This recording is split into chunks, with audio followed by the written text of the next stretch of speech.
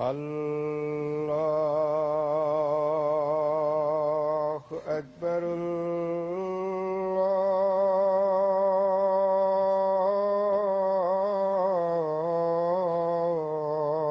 الله أكبر.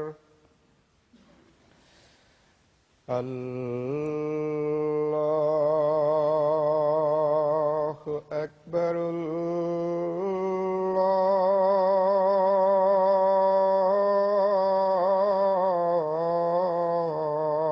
الله أكبر.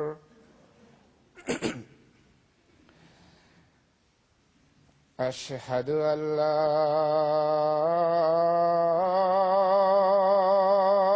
إله إلا الله. أشهد أن لا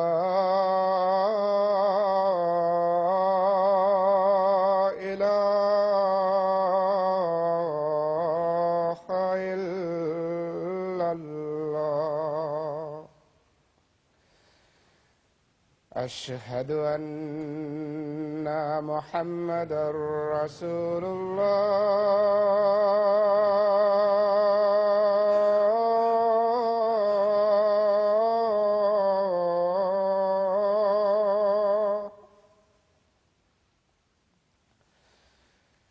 أشهد أن محمدًا رسول الله.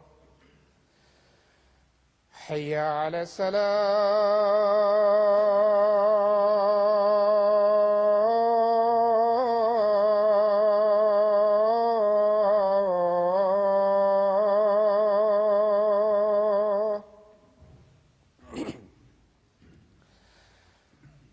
حي على السلام.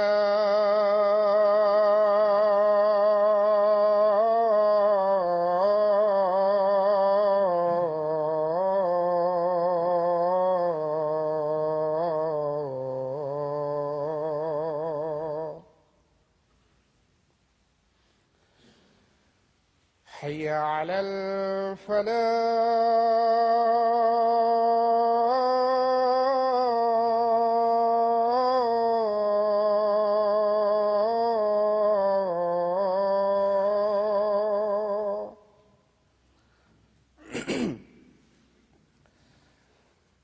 حي على الفلاح.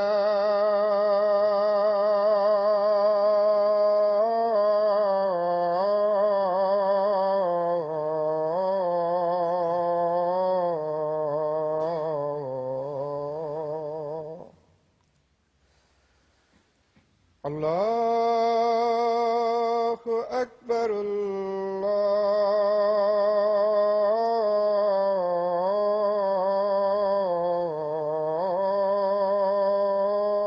الله أكبر. لا إله إلا الله.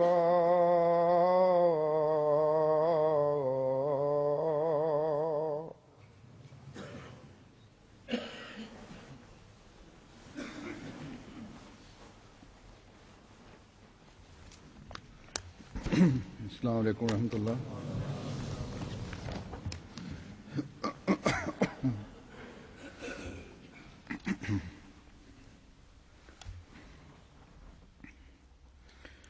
أشهد أن لا إله إلا الله وحده لا شريك له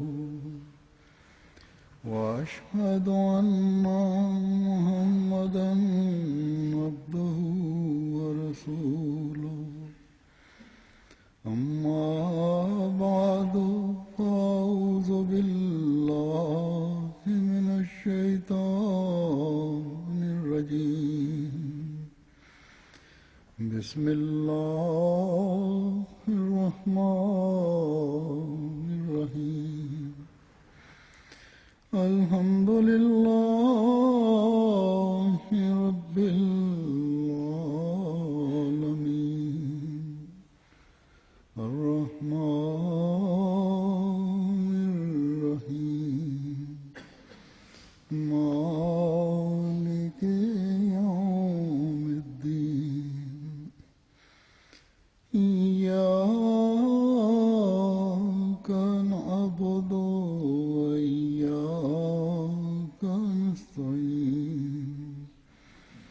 اهدنا الصراط المستقيم صراط الذين أنعمت عليهم غير المغضوب عليهم ولا الضالين.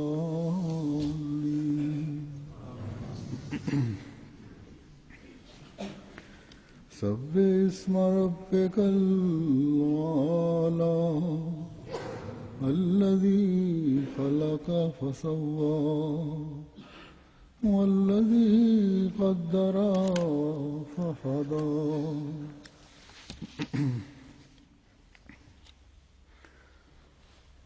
یہ آیات جو میں نے تلاوت کی ہیں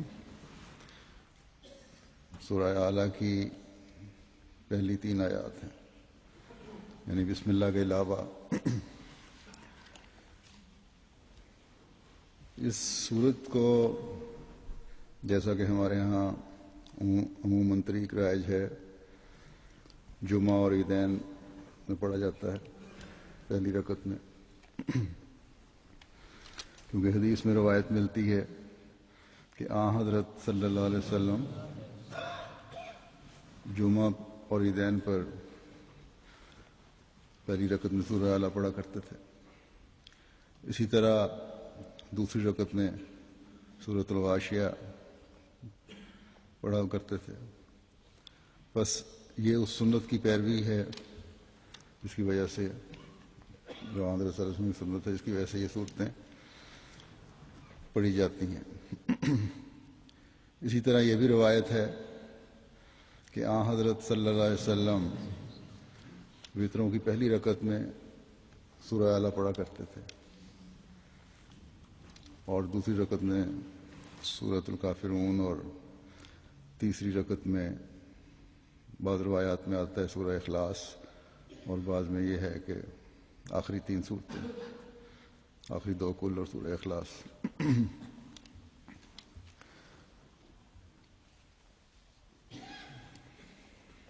بہرحال اس وقت سورۃ الاعلیٰ کی ان آیات کے حوالے سے کچھ کہوں گا. حضرت مسلم موعود رضی اللہ تعالیٰ عنہ نے تفسیر کبیر میں اس کی بڑی تفصیل سے تفسیر بیان کی ہے اور بحث فرمائی ہے. حضرت مسلم موعود رضی اللہ تعالیٰ عنہ کی تفاسیر جو ہیں وہ بھی ایک عظیم علمی خزانہ ہے جن کو پڑھنے کی طرف جماعت کو توجہ کرنی چاہیے. گویا یہ پوری قرآن کریم کی تو تفسیر نہیں ہے، لیکن جن جن صورتوں کی ہے مختلف 10 جلدیں ہیں. یہ سبح اسم ربک الاعلیٰ یعنی تسبیح کر اپنے رب کی جو اعلیٰ ہے، یعنی تیرا رب جو ربوبیت کے لحاظ سے سب سے بلند اور اعلیٰ شان رکھتا ہے، اس کی تسبیح کر. اس کا یہ مطلب یہ ہے کہ تو اپنے رب کا نام دنیا میں بلند کر. گویا 2 ذمہ داریاں انسان کی لگائی گئی ہیں، ایک مومن کی لگائی گئی ہیں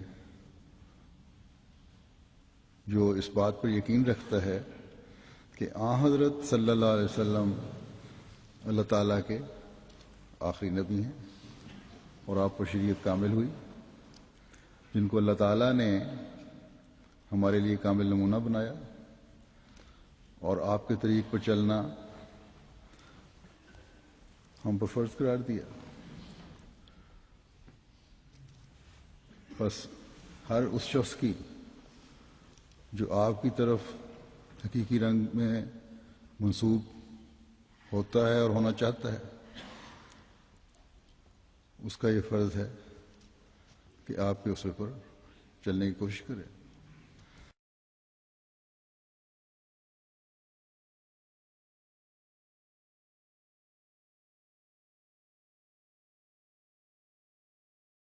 اللہ تعالیٰ فرماتا ہے کہ لقد کان لکم فی رسول اللہ اسوۃ حسنہ، یقیناً تمہارے لیے اللہ کے رسول میں ایک کامل نمونہ ہے جس کی پیروی کرنی چاہیے۔ اور اللہ تعالیٰ کی تسبیح بیان کرنے میں آپ کا کیا نمونہ تھا؟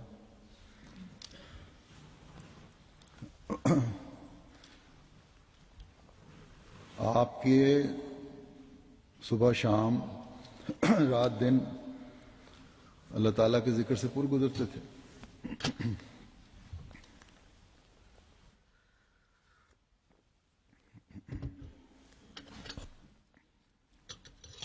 پھر بھی آپ فرماتے ہیں کہ اے رب مجھے اپنے ذکر کرنے والا، مجھے اپنا ذکر کرنے والا اور اپنا شکر کرنے والا بنا۔ رکوع اور سجدے میں آپ اللہ تعالیٰ کی تسبیح و تحمید فرماتے تھے، اور آپ کی تسبیح و تحمید اور گریہ وزاری ایک عجیب رنگ رکھتی تھی۔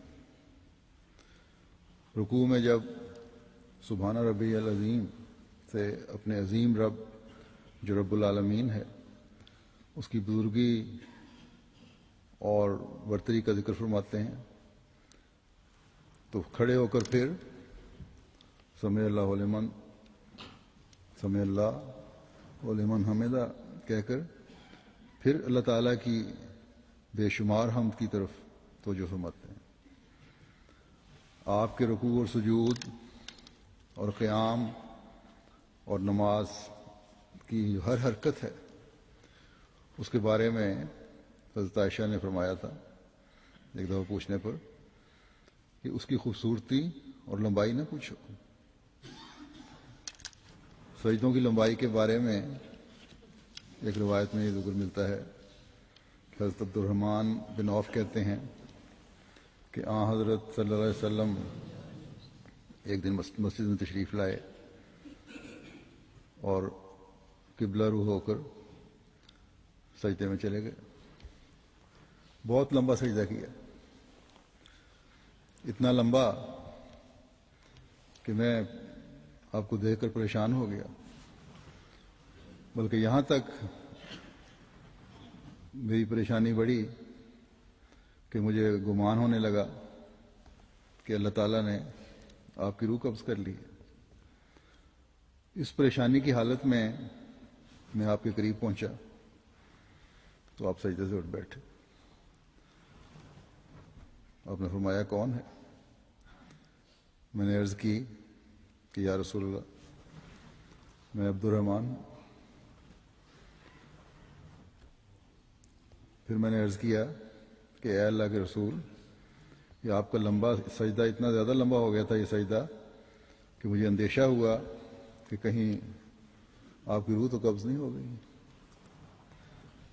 آپ نے فرمایا کہ میرے پاس جبرائیل آئے تھے اور یہ خوشخبری دی تھی کہ اللہ تعالیٰ نے فرمایا کہ اللہ تعالیٰ آپ کے حق میں فرماتا ہے کہ جو آپ پر درود بھیجے گا اس پر میں رحمت نازل کروں گا، اور جو سلامتی بھیجے گا اس پر میں سلامتی نازل کروں گا۔ اس بات پر میں سجدہ شکر بجا لا رہا تھا اور اللہ تعالیٰ کی تسبیح و تحمید کر رہا تھا۔ یہی نہیں کہ ایک آپ پر جو اللہ تعالیٰ کا یہ اتنا بڑا انعام تھا اس کی وجہ سے شکر بجا لا رہے ہیں، بلکہ ہر چھوٹی سے چھوٹی جو نعمت تھی اللہ تعالیٰ کی اس پر بھی آپ اللہ تعالیٰ کی بے انتہا تسبیح اور حمد اور شکر گزاری فرمایا کرتے تھے۔ آپ کی خوراک کیا تھی؟ بعض وقت تو فاقے بھی ہوتے تھے اور روکھی سوکھی روٹی ہوتی تھی، لیکن اس کے بعد بھی اللہ تعالیٰ کا بے انتہا شکر فرماتے تھے۔ اور تسبیح سے اپنی زبان کو تر رکھتے تھے. یہاں یہ بھی بتا دوں کہ روایت میں آتا ہے کہ سبح اسم ربک الاعلی کی آیت اترنے سے پہلے حضرت صلی اللہ علیہ وسلم خود بھی اور اپنے صحابہ کو بھی یہی فرمایا ہوا تھا کہ سجدے میں یہ دعا پڑھا کرو کہ اللہم لکا سجدت.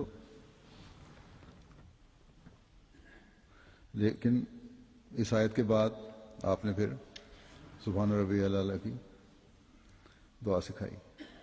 اسی طرح رکوع میں بھی فسبح بسم ربک العظیم کی جب آیت نازل ہوئی ہے پھر آپ نے سبحان ربی العظیم کی دعا سکھائی ہے.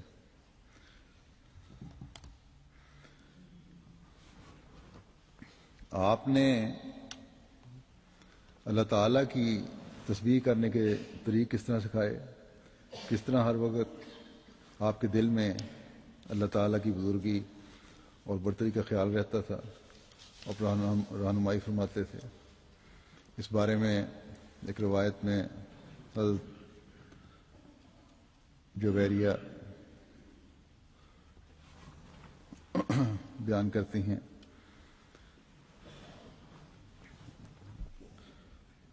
کہ صبح کی نماز کے وقت حضرت صلی اللہ علیہ وسلم میرے پاس سے گئے.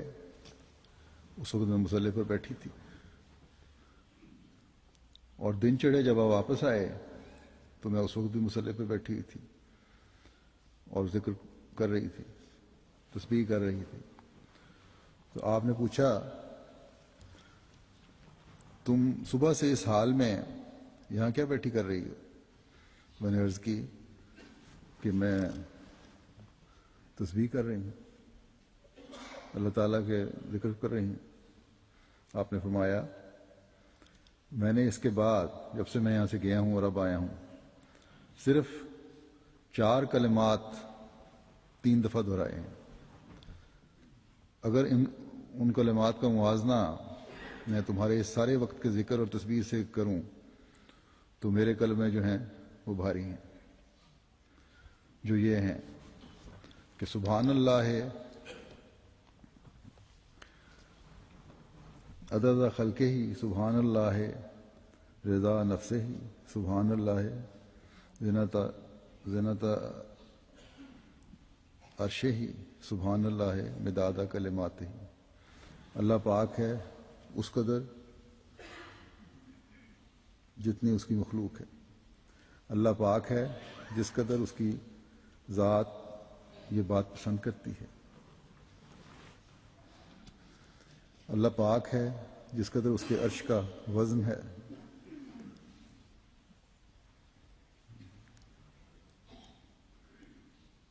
اور یعنی بے انتہا پاک ہے, اور اللہ تعالیٰ پاک ہے جس قدر اس کے کلمات کی سیاہی ہے. ایک تو اس سے حضرت صلی اللہ علیہ وسلم کی قوت قدسی سے آپ کی ازواج کی تسبیح و تحمید اور ذکر سے رغبت اور اس کے لیے کوشش کا پتہ چلتا ہے کہ کس قدر انہماک سے اور کتنی دیر تک یہ دعائیں اور ذکر فرمایا کرتی تھیں. پھر حضرت صلی اللہ علیہ وسلم کی اس تسبیح کا اندازہ ہوتا ہے, اس کا اندازہ لگائیں کہ جس غور اور جس گہرائی سے آپ نے یہ تسبیح کی کہ ایک لمبے عرصے میں جو کم از کم گھنٹہ 1.5 گھنٹے پہ تو محیط ہوگا, اس میں صرف 3 مرتبہ آپ نے یہ الفاظ دہرائے. یہ تو آپ کا ہی مقام تھا, لیکن توجہ دلائی کہ تسبیح ان جامع الفاظ میں کرو اور غور کرو ساتھ ساتھ, اور اللہ تعالیٰ کی نعمتوں کو یاد کرتے ہوئے اللہ تعالیٰ کی عظمت و جبروت کو سامنے رکھتے ہوئے یہ تسبیح کرو. پھر جب فتح مکہ ہوئی اس تسبیح اور شکر گزاری کا ایک اور انداز دیکھیں کہ اونٹنی پر بیٹھے ہیں, سر جھک کر پالان سے چھو رہا تھا اور سجدہ شکر بجا لاتے ہوئے یہ دعا پڑھ رہے تھے کہ سبحانک اللہم ربنا و بحمدک اللہم اغفر لی، کہ اے اللہ تو پاک ہے اپنی حمد اور تعریف کے ساتھ، اے اللہ مجھے بخش دے۔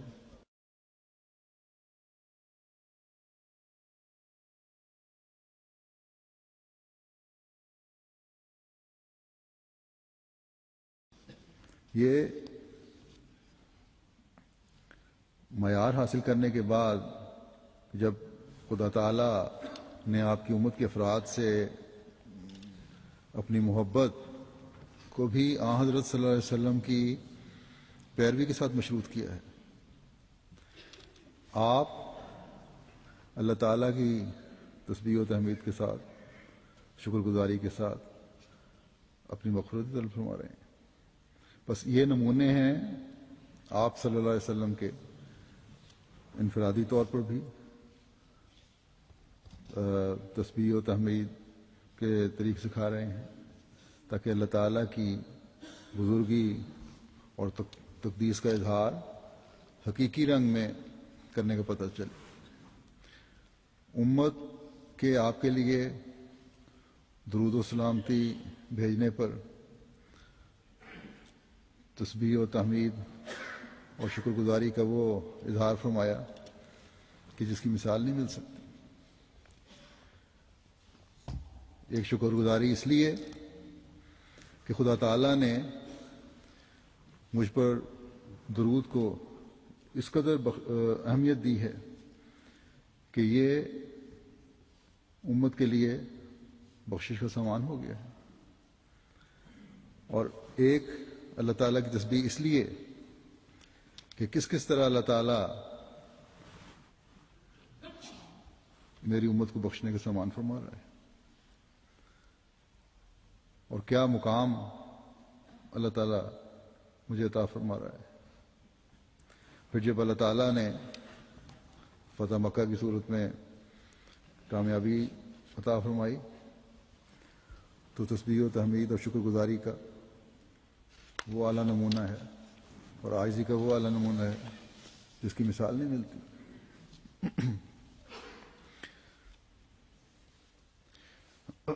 یعنی یہ سب تسبیح کے نمونے دکھا کر اور سکھا کر امت کو اس طرح متوجہ فرمایا ہے کہ تمہاری بقا اور تمہاری کامیابی اور تمہاری ترقی اور تمہاری فتح بھی اسی میں ہے کہ دنیاوی اسباب پر بھروسہ نہ کرو بلکہ رب اعلیٰ کی تسبیح اور تحمید کرو جو رب العالمین ہے۔ یاد رکھو بے شک اپنے اپنے رنگ میں بعض اور بھی رب ہیں جن سے تمہیں واسطہ پڑتا رہتا ہے۔ شروع میں، ابتدا میں بچہ جب ہوتا ہے انسان، بچے کی پرورش میں بھی اس کے ماں باپ حصہ لیتے ہیں، اس لحاظ سے وہ بھی رب کہلاتے ہیں۔ پھر اس کے بعد بڑا ہوتا ہے اور دنیاوی کاموں میں پڑتا ہے، افسران ہیں، بادشاہ ہیں، ملکی سربراہ ہیں جو ایک طرح سے پرورش میں حصہ لیتے ہیں، لیکن ان سب کی ربوبیت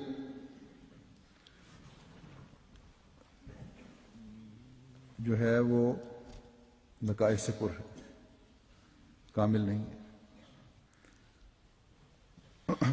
ماں ہے جو سب سے زیادہ خالص ہو کر بچے کی پرورش کر رہی ہوتی ہے، لیکن اس میں بھی کاملیت نہیں ہے، اس لیے اس کی پرورش میں بھی کمیاں رہ جاتی ہیں۔ کبھی بچے کو زیادہ کھلا دیا تو وہ بیمار ہو گیا، کبھی خوراک کا خیال نہ رکھا تو کمزور ہو گیا، کبھی کسی اور طرف توجہ ہو گئی تو بچے کی نگہداشت صحیح طرح نہ ہو سکی، کبھی کسی چیز میں کمی رہ جاتی ہے، کبھی کسی چیز میں۔ تو اسی طرح تمام دنیاوی افسران ہیں یا مالک ہیں ملازمین کے، وہ سب کمزور ہیں۔ اور پھر یہ تو چاہتے ہیں وہ لوگ کہ ان کی تعریف کی جائے، لیکن وہ تعریف چاہتے ہیں کروانا جس پر وہ کبھی پورا نہیں اترتے،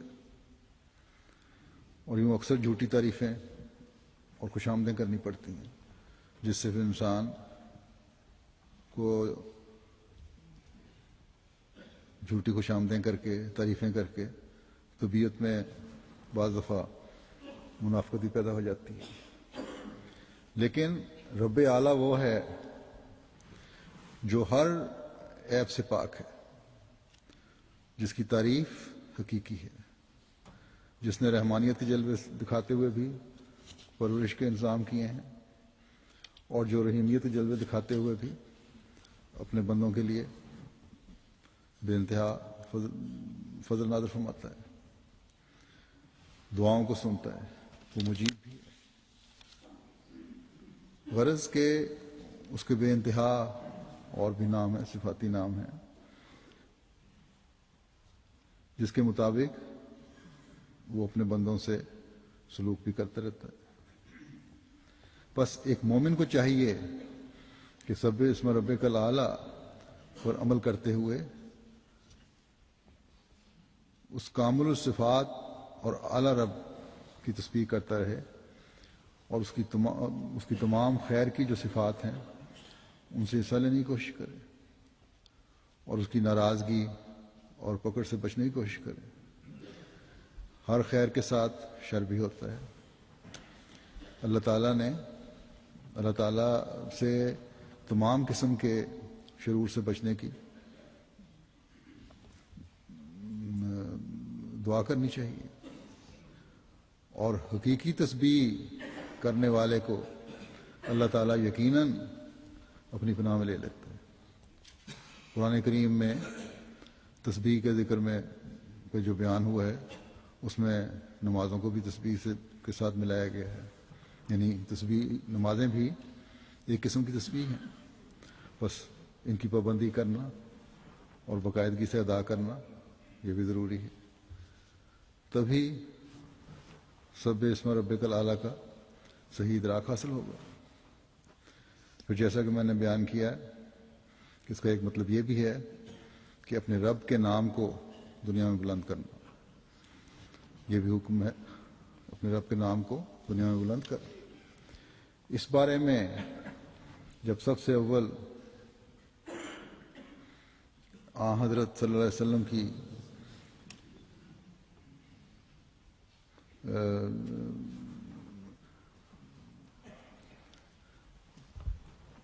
ذات کو ہم دیکھتے ہیں تو اس کے بھی اعلیٰ ترین نمونے آپ نے ہی قائم فرمائے۔ آپ نے دعوت اللہ کا حق قائم فرما دیا۔ جب اللہ تعالیٰ نے آپ کے بارے میں فرمایا کہ داعین الی اللہ ہے، بیز نہیں، کہ اللہ تعالیٰ کے حکم سے اللہ تعالیٰ کی طرف بلانے والا بنا کر بھیجا گیا آپ کو، اور جب آپ کو فرمایا کہ یا ایھا الرسول بلغ ما انزل الیک من ربک، کہ اے رسول تیری طرف تیرے رب کی طرف سے جو کلام اتارا گیا ہے اسے لوگوں تک پہنچا، تو اس کا بھی آپ نے حق ادا کر دیا، کیونکہ اس کے بعد رب اعلیٰ کے نام کی سربلندی جو پہلے ہی آپ کا مقصود تھی اس میں اور زیادہ اضافہ ہو گیا۔ نرمی سے، حکمت سے، احسان کرتے ہوئے اور صبر دکھاتے ہوئے آپ نے ہر حالت میں تبلیغ کے کام کے حق کو ادا کرنے کی کوشش فرمائی، ہر حال میں اللہ تعالیٰ کی تسبیح کرتے ہوئے اس حق کو ادا کیا۔ مشکلات بھی آئیں تو تب بھی اللہ تعالیٰ کی تسبیح کرتے ہوئے آپ کے قدم آگے ہی بڑھتے چلے گئے، کوئی خوف، کوئی ڈر آپ کو اس کام سے روک نہیں سکا۔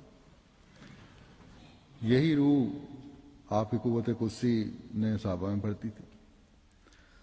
اللہ تعالیٰ کے نام کی سربلندی کے لیے وہ بھی قربانیاں دیتے چلے گئے.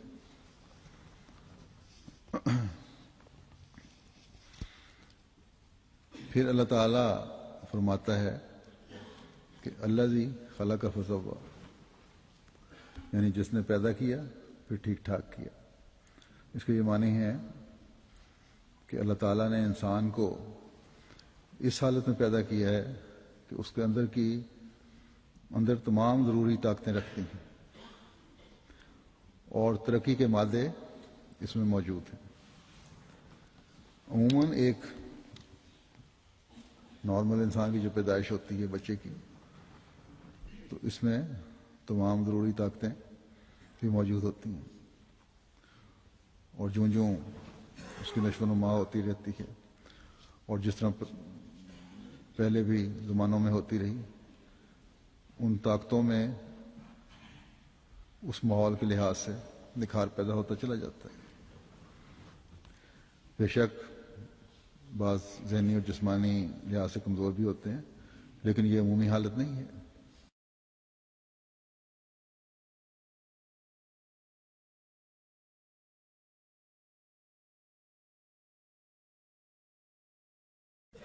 بس انسان کو جب اشرف المخلوقات بنایا تو اس میں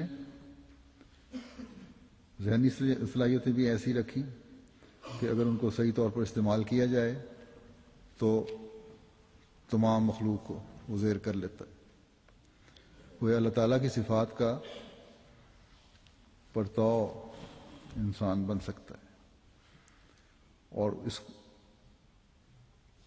کے کامل نمونہ، اس کا کامل نمونہ جیسا کہ پہلے ہی میں ذکر کر چکا ہوں، ہمارے آقا و مولا حضرت محمد مصطفیٰ صلی اللہ علیہ وسلم، جن پر اللہ تعالیٰ نے اپنی کامل تعلیم اتاری اور اس مزاج کے مطابق اتاری جو انسان میں خدا تعالیٰ نے پیدا فرمایا ہے، یا جس کی نشو و نما اب ہونی اس زمانے میں ہو چکی تھی اور آئندہ بھی جس کی نشو و نما اب قیامت تک ہوتے چلے جانا ہے، انسان کی ذیلی صلاحیتوں کا اور اس کے قوا کا. انسان کی فطرت میں اگر اللہ تعالیٰ نے نرمی اور غصہ رکھا ہے تو یہ بھی عین ضرورت کے مطابق ہے. کبھی نرمی کا اظہار ہو جاتا ہے، کبھی غصے کا اظہار. اس لیے قرآن کریم میں جو تعلیم حضرت صلی اللہ علیہ وسلم پر اتاری گئی ہے، اس میں بھی یہی فرمایا ہے کہ غصے کا اور نرمی کا اظہار اپنے وقت پر کرو، تبھی ان انسانوں میں شامل ہوگے جو سوا کے لفظ کے تحت آتے ہیں. یعنی جب ہر عمل اور موقع جو ہے موقع اور ماحول کے مطابق ہو. اگر مثلا اصلاح کی ضرورت ہے تو یہ دیکھنا ہوگا کہ اس کے لیے معاف کرنے میں اصلاح کا پہلو نکلتا ہے یا سزا دینے میں. اگر صرف ہر صورت میں معاف ہی کیا جاتا رہے تو معاشرے میں ان لوگوں کے ہاتھوں جو ہر وقت فساد پر تلے رہتے ہیں، معاشرے کا امن برباد ہی ہوتا چلا جائے گا. بس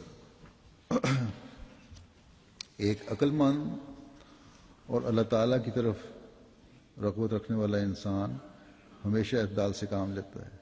اس لیے اللہ تعالیٰ نے فرمایا کہ میں نے اس کو ایسی طرح پیدا کیا ہے جو ہر لحاظ سے مناسب ہے، عیب سے پاک ہے.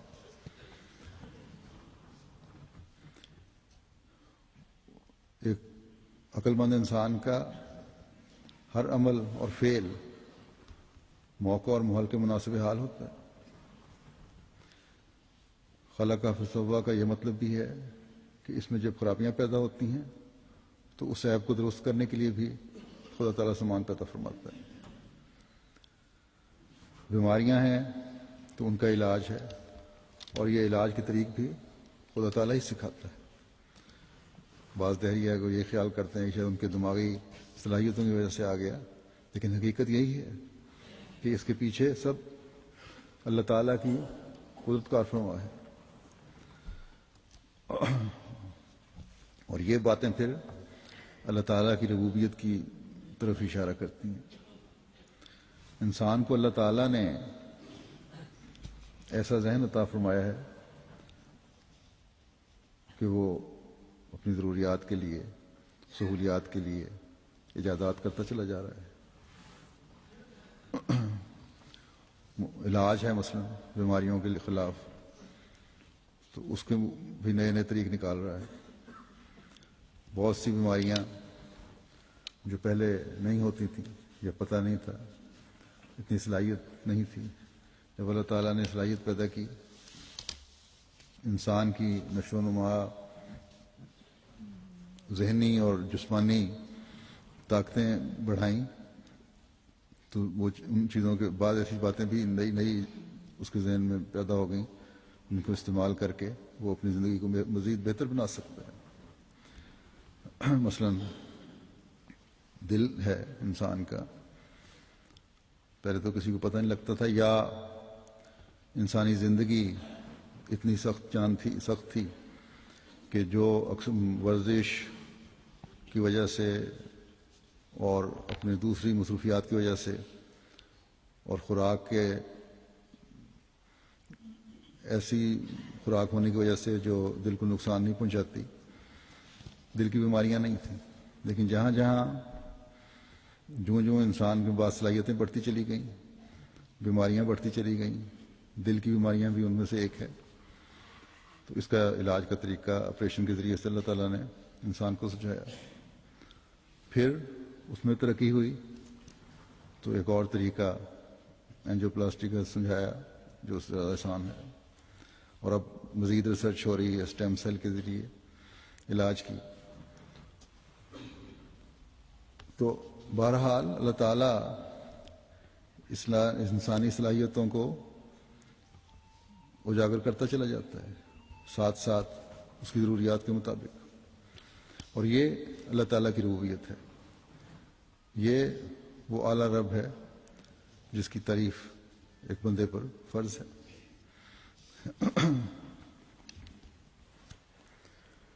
جو اگر عیبوں کو ظاہر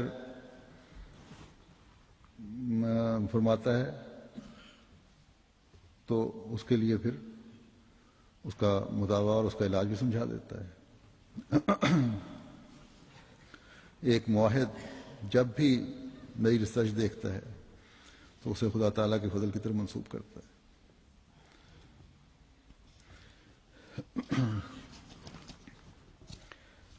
اور جب جسمانی بیماریوں کے علاج کی طرف یوں رہنمائی فرما رہا ہے اللہ تعالیٰ، تو روحانی بیماریوں کا علاج کرنے کے سامان بھی کرتا ہے، اور کیوں نہیں کرے گا. بس ہر زمانے میں انبیاء روحانی بیماریوں کے علاج کے لیے آئے اور اپنے اپنے وقت کی بیماریوں کے علاج کرتے رہے. جب انسانی زندگی روحانی بیماریوں کا مجموعہ بن گئی اور نئی نئی بیماریاں پیدا ہو گئیں، ہر زمانے کی بیماری جمع ہو گئی، تو حضرت صلی اللہ علیہ وسلم کو مبعوث فرمایا اور قرآن کریم کی کامل تعلیم اتاری جس نے علاج کیا. اور اس کے نمونے حضرت صلی اللہ علیہ وسلم نے اپنے زمانے میں اعلیٰ ترین نمونے اپنی قوت قدسیہ سے دکھائے، اس تعلیم کی روشنی میں دکھائے جس سے انسانوں کو، جانوروں کو باخدا انسان بنا دیا.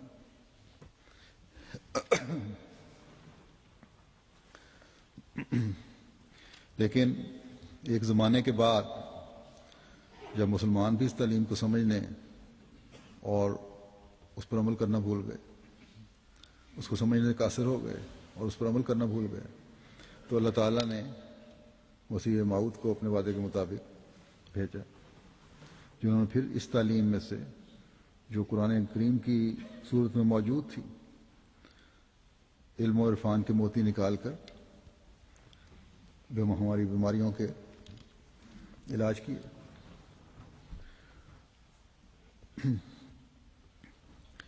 اور یہ بتایا کہ امت میں جو بیماریاں پیدا ہوئی ہیں ان کے علاج یہ ہیں، اور میرے ساتھ جڑو گے تو اس اپنے علاجوں میں کامیاب ہو سکتے ہو. ڈاکٹروں کو تو نئی ریسرچ ایک لمبے عرصے کے بعد اور بڑی محنت کرنے سے نئی بیماریوں کے علاج ایک ریسرچ اور لمبا عرصہ محنت کرنے سے پتہ لگتا ہے، لیکن اللہ تعالیٰ نے روحانی علاج کے لیے قرآن کریم میں 1400 سال پہلے کامل شریعت اتار کر یہ علاج رکھ دیا تھا. اور ہر زمانے میں جو اللہ تعالیٰ کے نیک بندے تھے اس کو سمجھتے رہے، اور آخر پر حضرت مسیح موعود علیہ الصلوۃ والسلام نے آ کر جو مزید بیماریاں نئی پیدا ہوئی تھیں ان کے علاج بتا دیے اسی جگہ سے. کیونکہ قرآن کریم کا فہم اور عرفان اس زمانے کے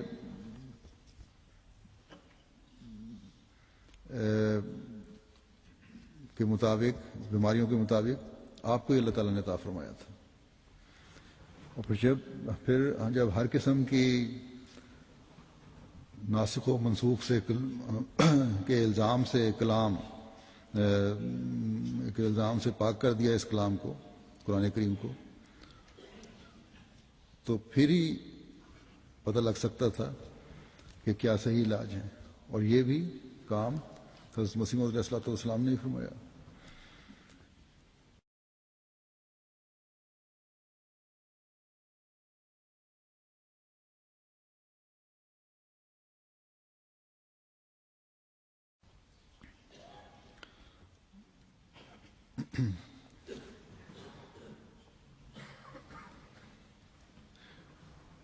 اور حقیقی مومنوں اور قرآن کریم پر غور کرنے والوں کو حسب ضرورت یہ علاج میسر آتے رہے آپ کی تفسیروں اور وضاحتوں اور تعلیم کی روشنی میں جو قرآن کریم سے نکال کر آپ نے ہمارے سامنے رکھی.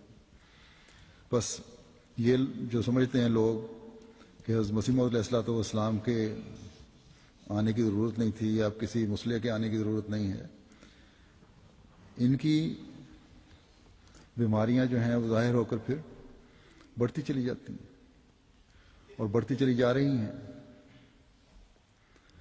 لیکن اس بات کو تسلیم کرنے کو تیار نہیں کہ جو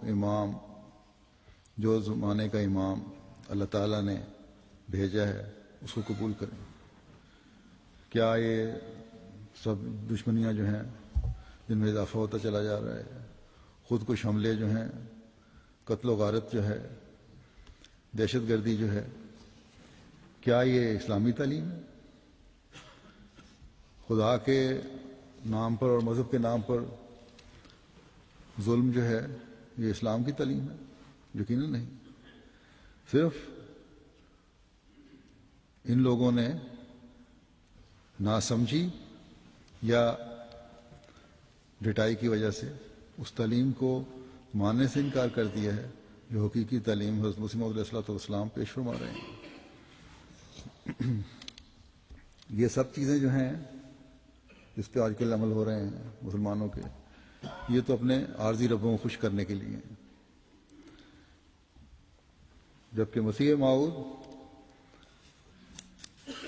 واحد و یگانہ خدا کی طرف بلا رہے ہیں اور اس تعلیم پر عمل کروانے کے لیے دعوت دے رہے ہیں جو اللہ تعالیٰ نے حضرت صلی اللہ علیہ وسلم پر اتاری اور جو حقیقی اسلامی تعلیم ہے. ایک طرف تو یہ دعوے اعلان بھی کیے جا رہے ہیں پریشان ہو کر بعض طبقوں کی طرف سے کہ کسی مصلح کی ضرورت ہے، مسلمانوں میں خلافت کی ضرورت ہے، اور دوسری طرف جب اللہ تعالیٰ نے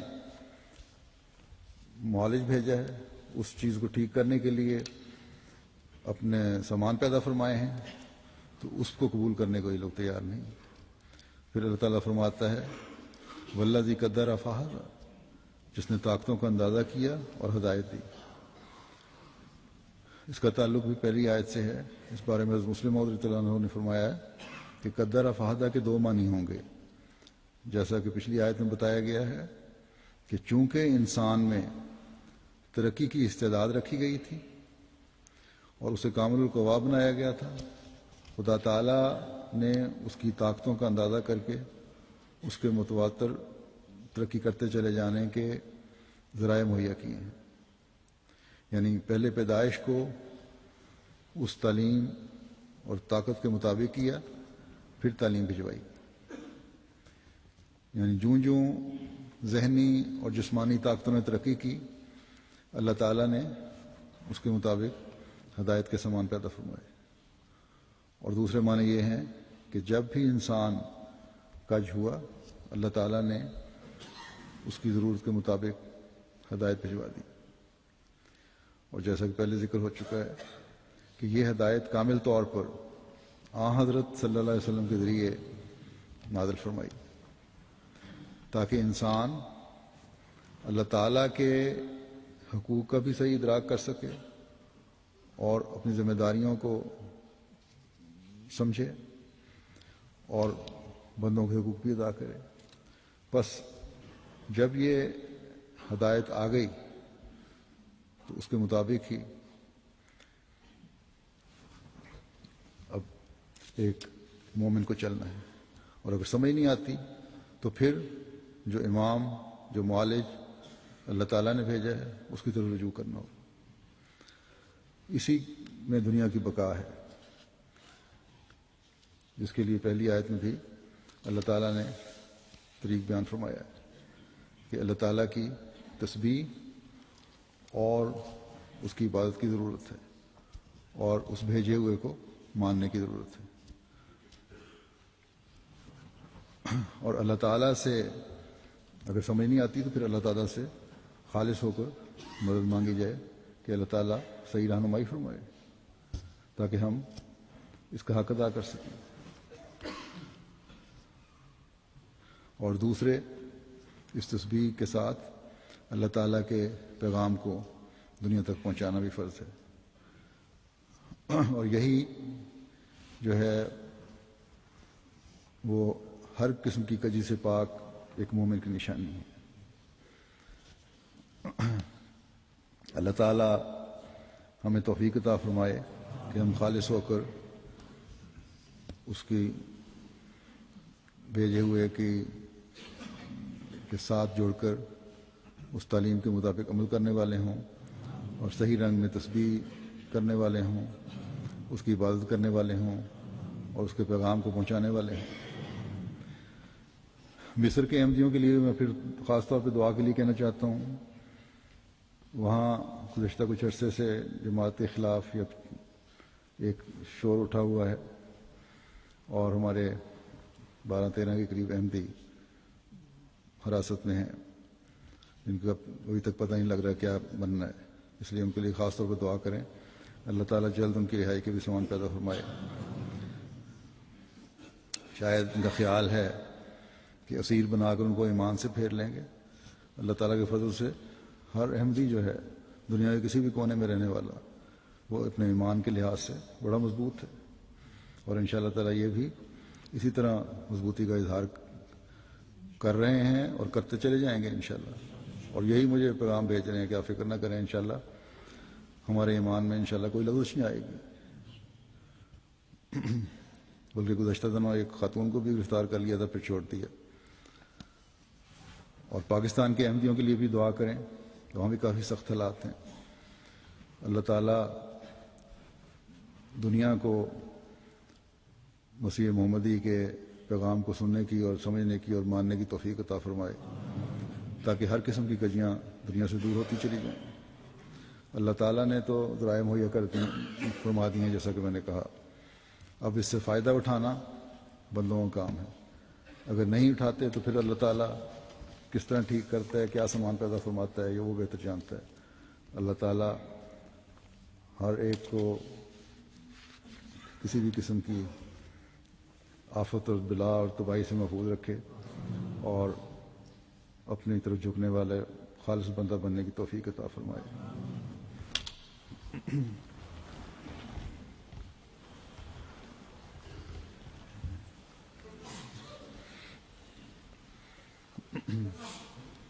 الحمد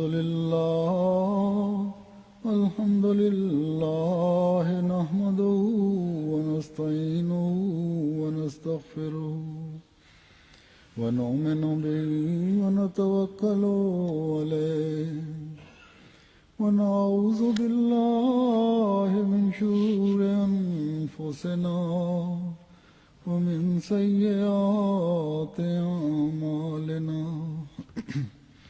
من يهده الله فلا مضل له ومن يضلله فلا هادي له ونشهد أن لا إله إلا الله ونشهد أن محمدا عبده ورسوله. عباد الله رحمكم الله إن الله يأمر بالعدل والإحسان وإيتاء ذي القربى وينهى عن الفحشاء والمنكر والبغي يعظكم لعلكم تذكرون. اذكروا الله يذكركم وادعوه يستجب لكم ولذكر الله أكبر.